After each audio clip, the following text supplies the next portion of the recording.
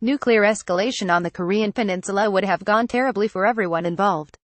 The United States would have caused dreadful pain to uncertain strategic advantage, potentially pushing the communist powers to escalate. The physical and human terrain of Korea would have endured awful suffering.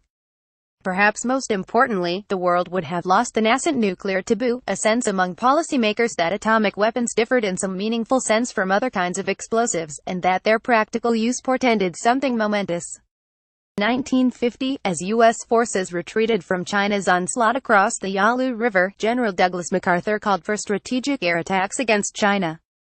Many believed that this would necessarily include the atomic bomb, America's asymmetric advantage of the time. America's large arsenal of atomic weapons, and the fleet of strategic bombers necessary to deliver those weapons, was the central military advantage that the U.S. enjoyed over the Soviet Union in 1950. The large, battle-tested Red Army remained in Eastern Europe, capable of moving west on short notice.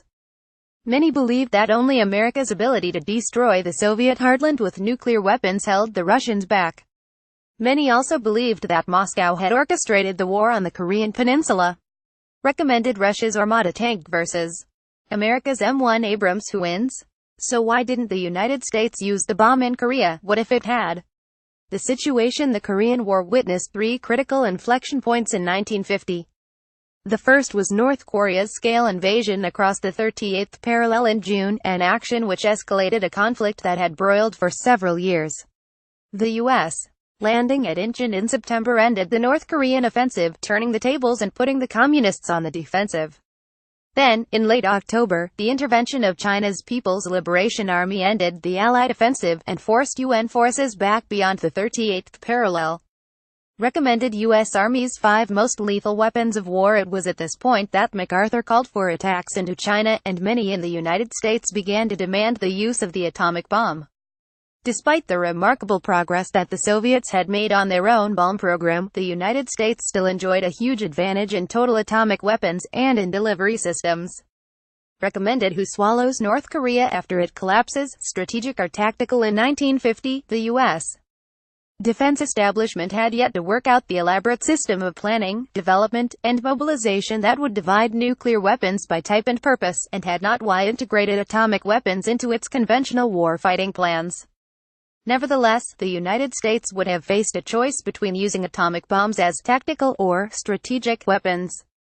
Strategic attacks would have concentrated on Chinese staging areas, industrial sites, and political targets, aiming to either bring about the collapse of the PRC or force it from the war. Mao Zedong expected something of this nature when he chose to commit the People's Liberation Army to the war on the peninsula. Given the size of China's population and the dispersed nature of its industry, such a campaign would have required a great many of the rudimentary atomic warheads of the time. And indeed, even the strategic use of atomic weapons against Chinese targets would have generated criticism from within the U.S. defense establishment. For many within the establishment, China was only a proxy for broader Soviet efforts to destabilize the West and break the nascent system of containment. Wasting warheads on Chinese targets would have left Soviet industry relatively untouched, and thus capable of generating additional proxy wars across the globe. Committing the U.S. Air Force's fleet of B-36 peacemakers to a general strategic campaign against China would not only have tipped the hand of the Strategic Air Command, it might, given the questionable defensive capabilities of the bombers, have left the U.S. with few or no options for striking directly into the Soviet Union. What if the United States had instead concentrated on using nuclear weapons in a tactical manner? First things first, U.S.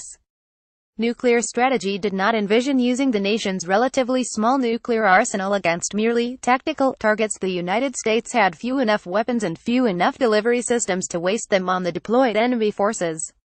We had extraordinarily little information on the actual tactical and operational effect of nuclear weapons on the battlefield. Certainly, Chinese and North Korean command centers, logistical centers, and troop concentrations would have fared poorly under nuclear assault, but then the United States enjoyed major advantages in the airspace above Korea in any case, and regularly subjected communist forces to air attack. Atomic weapons surely would have helped, although potentially at the cost of permanently delegitimizing the Seoul government, which would have invited the nuclear destruction of its own homeland. War situation pages.